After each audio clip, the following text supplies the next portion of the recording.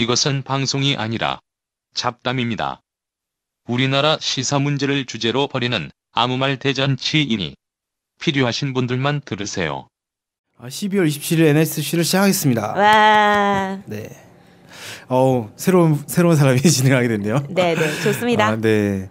상당히 저희가 바쁜 사람들이 많습니다. 그래가지고 보신 분들께서는 당황하셨을 수도 있을 것 같은데 어쨌든 오늘 새로운 인물이 진행을 하게 됐습니다. 네. 오늘 준비한 내용은 어떤 내용이죠? 제가 이제 오늘 좀 평소에 고민이 많았었는데 네. 이 방송을 계기로 해가지고 공부도 좀 하고 그다음에 생각도 많이 해보는 주제입니다. 바로 비트코인인데요. 요즘 비트코인 얘기가 너무 많이 나와가지고 네. 궁금해하시는 분도 많고 이 현상 어떻게 바라봐야 되나 네. 고민도 많으실 것 같아가지고 국가 안보 차원에서 고민이 좀 필요하다. 공부도 좀 필요하고 분석도 좀 필요한 거 아닌가. 이래서 이 국가안보기획전략회의인가요? 우리가 여기 이름도 그렇죠. NSC죠. 네. 네. 아니 이름 정확한 명칭 모르겠는데 그 전략회의는 아니고 아무튼 그래요? 네. 그래서 NSC에서 충분히 다뤄볼 문제라고 생각을 해서 좀 준비해봤습니다. 네. 안 그래도 제 주위의 분 중에서 채굴을 하신 분이 있어요. 네. 그때 한지는 얼마 안 된 것 같은데 어쨌든 수익을 좀 봤다고 네. 채굴을 해가지고 이전에는 그런 기사 많았잖아요. 채굴을 하다 보면은 돈이 안 된다. 네. 전기세만 많이 나간다. 네. 이런 얘기만 있었는데 요새는 갑자기 막 급등해가지고 이익을 봤다 이래서 또 그런 사람들이 많다 보니까 옆에서 사람들도 막 투자해야 되는 거 아니냐 막 이렇게 좀 관심 가진 사람도 많은 것 같은데 일단은 좀 질문을 좀 드려봐야 될 것 같네요. 비트코인이란 게 뭔지 사실 좀 사람들이 잘 모를 것 같거든요. 비트코인이라는 게 뭔지. 네. 그 비트코인이 2009년도 1월 3일 그 이름은 사토시 나가모토 이 가명입니다. 로 개발한 세계 최초의 암호화폐. 그러니까 이게 가상화폐인데요. 이거를 이제 비트코인이라고 해서 이제 BTC 단위예요. 1BTC 이런 식으로 거래가 되거든요. 근데 이제 이 BTC의 1억분의 1이 1사토시라고. 1사토시? 네, 개발자가 사토시다 보니까 그렇게 된 것 같은데, 비트코인이 이렇게 그때 만들어진 이후에 이제 2017년, 그러니까 올해 좀 많이 회자가 되고 했는데 특히 이제 올해 2017년이죠. 10월 5일부터 6일 사이 하루 만에 80만 원 이상의 가격이 올랐어요. 지금 현재 비트코인이 시세가 얼마인지 모르겠는데 한 세네 달만 하더라도 한 BTC가 1BTC가 300만 원 정도에 거래됐던 걸로 알고 있거든요. 근데 이게 막 220만 원대로 폭락했다가 320만 원대에다가 500만 원대로 올라갔다가 지금 이제 10월 말에는 600만 원대에서 왔다 갔다 하고 이때 아마 이제 파셨다가 사고 막 이렇게 했던 분들은 엄청난 이득을 보지 않았을까 이런 생각이 좀 됩니다. 제가 듣기에는 이게 원래 하나에 5만 원 이렇게 옛날에 아주 옛날에 그랬다고 하더라고요. 그랬을 것 같아요. 그래서 그때 막 엄청 좀 사뒀다가 자기가 산지도 모르고 있다가 지금 와서 이게 뭐야 이렇게 된 분들도 있다고 들었거든요. 와, 그런 사람들은 정말 엄청난 그런 거군요. 그래가지고 지금 가상화폐들을 막 만들어지고 있어요. 그래서 비트코인 말고라도 비트코인 캐시라는 것도 있고요. 그다음 리플도 있고 이더리움이라고 이것도 있고 그다음 라이트코인 해가지고 이게 암호화폐거든요. 암호화폐가 계속 만들어지고 있는 추세인 것 같습니다. 종류가 상당히 많네요. 네네. 그리고 이런 것들을 막 만들어지고 있는데 이게 어떻게 만들어지고 있는 건지. 이게 구조가 어떻게 되냐면 이 화폐라는 것 자체가 사실은 이게 노동에 어느 정도 그 화폐 가치에 노동이 들어가야 되잖아요. 옛날에 이제 금이나 은 같은 것도 이제 소위 말하는 채굴하면서 그게 노동이 들어가야 그만큼의 가치를 얻게 되고 쌀도 마찬가지고. 근데 이제 이게 거래가 되려면 노동이 들어가야 되니까 이 사람은 어떻게 했냐면은 이게 이제 수학 문제예요. 수학 문제를 푸는 거거든요. 근데 이거를 일반 사람은 풀 수가 없죠. 컴퓨터가 푸는 거예요. 그래서 이 가격이 올라가면 올라갈수록 수학 문제는 점점 어려워지는 거죠. 처음에는 아주 쉬웠던 거예요. 수학 문제가 5만 원대일 때는. 근데 그거를 이제 컴퓨터로 돌려가지고 수학 문제를 풀으면은 수학 문제 풀면은 한 비트코인이 하나씩 나오는 거죠. 그러면 그게 채굴됐다라고 표현하는 거거든요. 그래가지고 이제 지금은 310만 원 선이니까 엄청나게 어렵겠죠. 그래서 제가 알기로는 2천만 원 정도의 돈을 투자해서 한 비트코인 하나가 만들어질 정도로 초기에. 왜냐하면 초반 투자 비용이 엄청나게 손해일 수밖에 없죠. 그죠. 그러니까 더 많이 생산해야 되는 거죠. 왜냐하면은 처음에 이제 컴퓨터 사는데 드는 비용 이게 기본은 엄청나게 많이 들고 그다음에 이제 거기 플러스 해가지고 전기세가 많이 들어가서 채굴을 몽골이라든가 이런 전기세가 거의 무료인데 가서 하면은 이득을 보는데 지금은 채굴을 하면 오히려 불리할 것 같다고 얘기를 많이 하더라고요. 그런 상황입니다. 그래서 그거를 채굴이라고 하는 거예요. 그 영어로 탄광을 마인이라고 하잖아요. 네. 그래서 채굴하는 걸 마이닝이라고 하거든요. 네. 그래서 그거를 그 영어로 마이닝이고 우리나라에서는 그거를 이제 번역해 오다가 채굴이란 표현을 쓰게 됐는데 이게 채굴이라고 하면 진짜 캘 것 같은데 그게 컴퓨터로 수학 문제 푸는 거다 생각하시면 되고 네트워크가 형성이 돼 있기 때문에 2100만 개 비트코인 딱 한정적이에요. 개수가 2100만 개까지 채굴할 수 있는 거예요. 네. 네. 그래서 그게 이제 네트워크 형성돼서 비트코인이 많이 거래된다고 하면은 이제 수학 문제가 점점 어려지는 시스템으로 되는 겁니다. 네, 어쨌든 뭐 암호화폐다 이렇게. 네, 암호를 푸는 화폐인 거죠. 네, 그 노동이 들어가서. 네, 암호화폐다 이렇게 되는 건데. 네. 그 사실 화폐면 기본적으로 교환을 하는 거지 않습니까? 네. 교환을 하는 거고. 그래가지고 뭘 구입한다든지 아니면 뭐 저장 계속 축적을 한다든지 이런 거잖아요. 네. 그 용도가 원래 그런 건데 기본 교환을 하려면 거래를 해야 되는 건데 이건 거래는 어떻게 해야 되는 건지. 그게 거래가 뭐 예를 들어서 막 그 우리도 주식 거래나 뭐 이런 거 하면은 뭐 은행에서 막 하고 네네. 막 해야 되잖아요. 네. 뭐 직접적으로 거래를 하더라도 등록도 해야 되고 뭐 이런 게 있는데 근데 이제 비트코인은 거래는 기본은 개인 간의 거래인 거예요. 그냥. 그래서 거래소를 여는 사람들이 있어요. 그럼 거기서 그냥 거래를 하는 거죠. 그래서 이제 여기서 거래가 비싸게 거래가 되고 여기 싸게 거래되면은 이 편차 때문에 사람들이 이익을 또 볼 수 있잖아요. 그럼 또 비싸게 거래되는 대로 사람들이 막 몰리면서 또 그게 유지가 되고 이런 식인데 정말 신기한 게 나라마다도 차이가 있는 거예요. 거래 금액에. 그래서 예를 들어 중국에서는 비트코인을 싸게 사서 한국에서 비싸게 팔고 이런 것도 사실 가능하다고 하더라고요. 근데 그게 이동하는데 30분밖에 안 걸린대요. 네. 그런 식으로 해서 거래를 통해서 이익을 보려고 한 사람들이 엄청나게 이제 많아질 수밖에 없죠. 전 세계적으로 막 거래량 분석하고 거래 금액 분석해서. 그러니까 오래 전까지는 사실 이 비트코인이라는 게 회자가 별로 안 됐지 않습니까? 네. 그 이전에는 이게 그렇게 투자자들의 주목을 못 받았다고 해야 되나? 이제 그런 상황이었는데 올해 들어서 그런 것들 주목을 받게 됐다 이렇게 볼 수 있겠네요. 네, 그렇죠. 근데 이렇게 주목을 받게 된 이유나 이런 것들이 있을 것 같은데요. 가격이 갑자기 막 오르고 그다음에 중요한 거는 어느 일부 국가들에서 이걸로 거래를 할 수 있다. 그러니까 지금은 우리가 이 비트코인으로 뭘 아무것도 살 수가 없어요. 한국에서는. 그래서 쇼핑몰에서 뭘 살 수도 없고 이게 1BTC가 300만 원 정도라고 하니까 사람들이 그런 걸 물어보더라고요. 그럼 300만 원짜리 물건만 살 수 있냐. 300만 원 이상만 살 수 있는 거 아니냐. 그게 아닌 거죠. 여기는 이제 1사토시 개념이 있으니까. 근데 어쨌든 이걸로 거래를 할 수가 있는 거예요. 그 실제 물품도 살 수가 있고 다른 나라에서는 이제 그런 것들이 인정되는 추세가 쭉 이어지면서 이 비트코인의 가치가 점점 높아진 거죠. 네.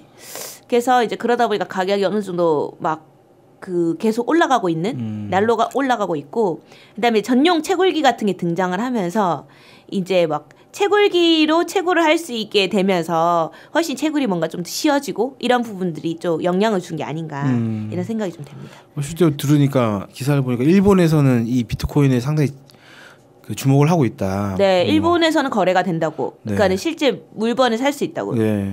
그래서 그런 그걸 그 이유가 뭐다 이렇게 분석한 기사를 보기도 했는데 어쨌든 뭐 저는 그런 생각이 들거든요. 한국에서 살 수 있는 게 없잖아요. 네. 그러면 세금도 안 내는 건가? 뭐 이런 생각도 드는데. 네네네. 세금을 일단 근데 원래는 어떤 물건과 어떤 물건 간에 거래를 할 때 무조건 세금을 내야 되잖아요. 그렇죠. 보통 세금이 들어가 있죠. 네네. 근데 이제 여기 비트코인은 지금 세금을 부과하지 않고 있는 거예요. 네. 그래서 한국에서는 그래서 이제 이 거래하는 거에 대해서 세금 부과하자는 위원회가 지금 최근에 정부에서 구성이 될 예상이다. 뭐 이런 얘기들이 좀 있습니다. 네. 지금은 세금 안 낸다라고 보시면 돼요.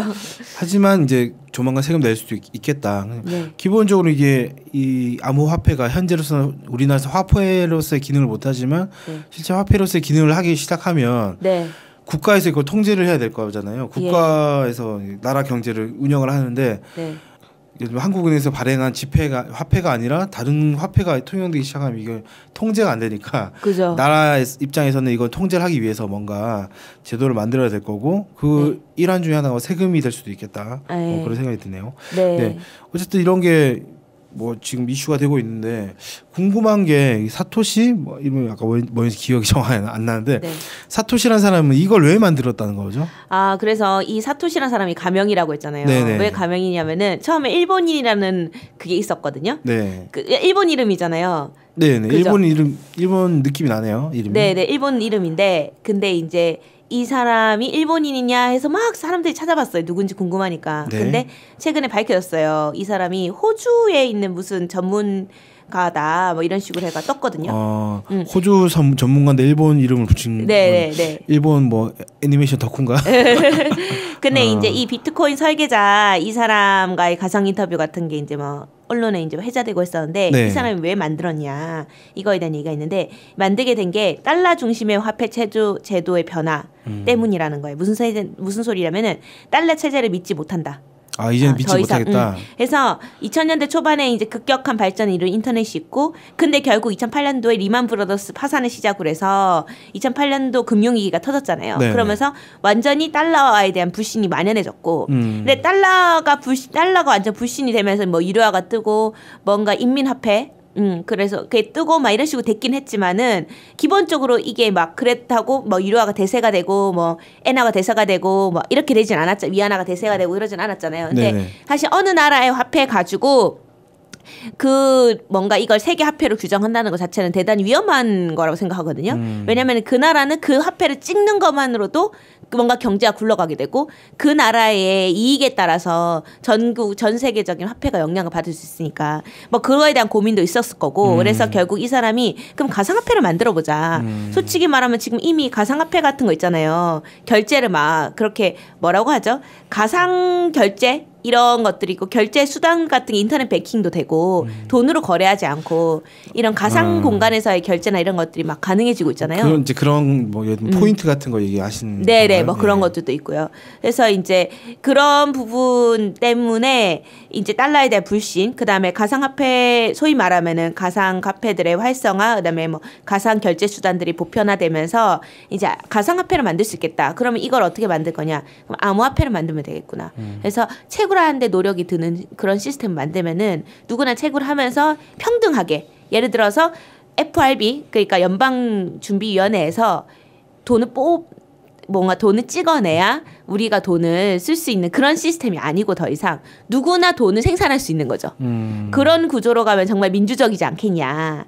그리고 거래나 이런 것도 국가가 장악하지 않고 진짜로 국민들이 너도 나도 거래하는 그런 화폐 문화가 만들어지면은 좋지 않겠냐.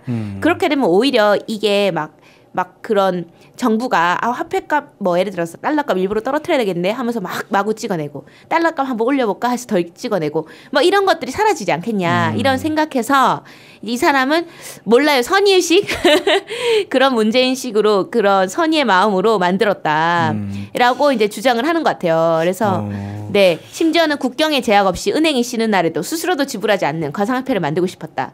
취지는 좋죠. 네. 그런데 실제 그러니까 말씀 들으면서 고민이 들었던 게 네.